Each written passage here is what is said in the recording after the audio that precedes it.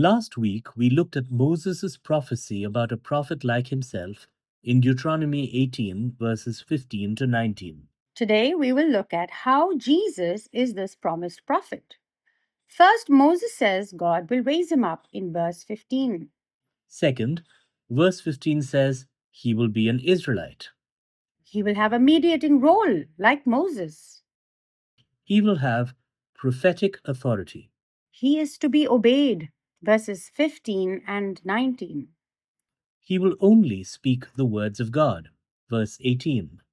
And finally, all his words will come true, showing him to be a true prophet. In all, the prophet to come must meet 7 criteria. Among God's many great prophets, only Jesus meets all 7 criteria. Luke 9:35 shows that God calls Jesus. The genealogies prove his Israelite lineage and his connection to the royal line. 1 Timothy 2:5 says he is the mediator between God and man. Matthew 7:28 and 29 shows how he spoke with an unprecedented authority.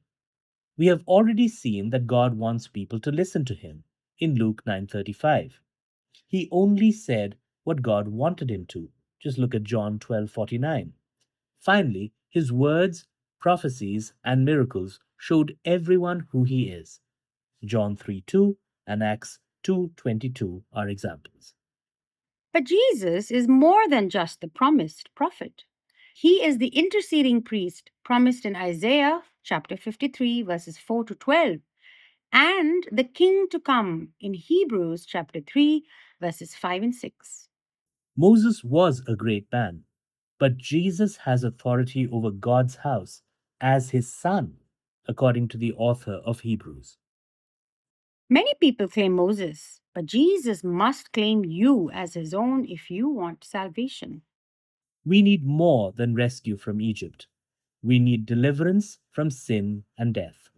We need an eternal mediator. We need a benevolent king. We need Jesus.